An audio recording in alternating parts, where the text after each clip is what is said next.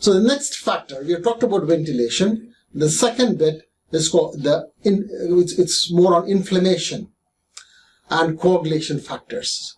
So I said that ventilation was a problem.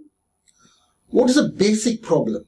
The basic problem is not the coronavirus infection. The basic problem is our reaction to the coronavirus. What happens? So what happens when you get infected? What happens if you take a tablet which you are allergic to? You blow up.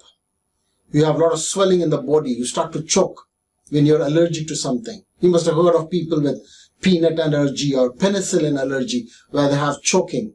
So that's an allergic reaction, an inflammation. So people with COVID-19 infection are known to have a huge amount of inflammation. But if someone is obese, they already have infection. Obesity is an inflammatory condition. They have chronic inflammation, low-grade chronic inflammation. So obese patients have chronic low-grade inflammation. So this is why in my obese patients, there are chemical markers like CRP, ESR, interleukin-6, they're all elevated. So when they develop COVID-19 infection, the huge surge of inflammation, and that's the reason. That's the reason for conditions like adult respiratory distress syndrome and massive something called the cytokine storm. So that's the reason why the critical care staff are struggling to treat people with COVID-19 infection, more so in obese people, because it's so rapid. And they tell me that it's just a matter of few hours they go off. So inflammation is an important condition. At the same time, all the research papers show there's a problem with coagulation, that is clotting. So there's something called D-dimer, which is a protein which is high in people with COVID-19 infection, and those who didn't do very well, it was very high. And these are papers from China, Italy, Spain, and the United Kingdom, and in the US. But people who are obese, even without COVID-19, are more prone to clots. So they're more prone to lung clots, pulmonary embolism. So when a person with obesity has another condition called COVID-19, can you imagine what's happening to the coagulation system? So they throw clots, the coagulation system is completely deranged. So that's why they find that the red blood cells are distorted, there's huge surge of white blood cells, there's high ferritin. So it's a complex thing. I don't think anyone understands so far what exactly is going on with people with COVID-19 infection. That's why there's no definitive treatment. So the last of the three problems I mentioned in my obese patients with COVID-19 infection is comorbid conditions. You know, obese patients, they're more likely to develop type 2 diabetes, hypertension, sleep apnea, cancers, and now COVID-19 infection. So if someone has got COVID-19 and with a lot of comorbidities, based on the European Association study of obesity, they're less likely to do well. So it's important that this is sorted out. Now, talking about comorbidities in obese people, there's another interesting research paper which has come out, which showed that people with low vitamin D, they did badly. So vitamin D deficiency and COVID-19 infection, they did badly, and the hypothesis is that people with vitamin D deficiency have a cytokine storm. But people with obesity, they also have low vitamin D. So when they have COVID-19, they don't do well. So probably it's a double whammy.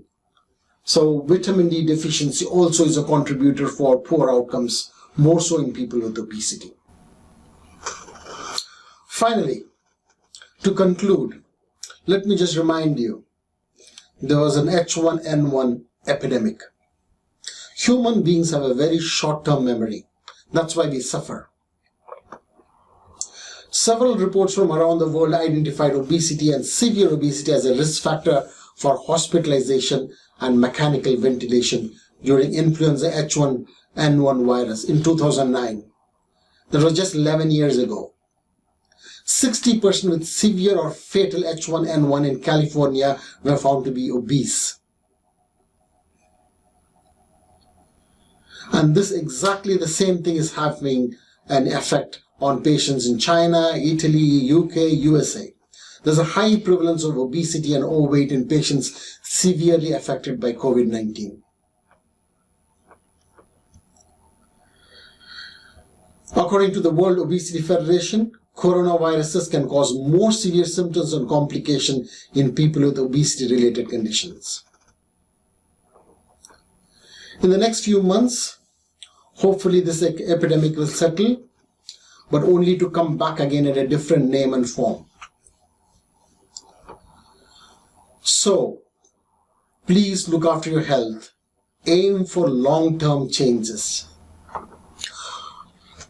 Obesity is a chronic disease, just like diabetes, hypertension, arthritis. What do you do if someone has got obesity? You go on a diet, you lose weight, put it back again, and go on another diet. That's nonsense. No wonder the whole world is getting bigger and bigger. What would you do if someone had diabetes or hypertension? You go to your doctor every 3 months or 4 months, get a blood test done, make some changes to the dose of tablets or insulin, take the tablets regularly, make sure there's some changes in your diet, do some exercise, go back to your doctor again. So you go on and on and on. So it's a chronic disease. So obesity is a chronic disease. That's why the Obesity Society is now thinking of changing the word obesity into adiposity-based chronic disease, which is ABCD. Because the fat cell is not an inert organ, it's a complex endocrine organ. So please be kind to yourself. Do not go for another quick fix. Don't go and jump on another diet. You won't succeed. You'll only lose weight to put it back on, all of it or even much more than you're lost. You know, the scientists and the medical experts, the doctors, they're working day in and day out to bring about a vaccine. I'm sure they're going to succeed. The next 6 months, 7 months, 18 months, I don't know when, but I'm sure they will get a vaccine for COVID-19. But they cannot stop another coronavirus infection. They cannot stop another viral pandemic. So, rather than trying to carpet the world, why don't you get a good slipper? That's not me saying it or someone else. But I would say, please get a good slipper. Look after yourself. Be kind to yourself. Don't go on another diet. Don't just focus on eating less and exercising. I'm going to show you 5 important points, and that's what you should be doing. So the 5 points for long-term success is hunger management, sleep management, time management, lean body mass management, and thought management. Only if you get these 5 points right, you're going to succeed long term in weight management. Okay, that's the end. You can contact me if you have any questions. Take care and keep safe. Please continue to ensure there is social distancing. Bye for now.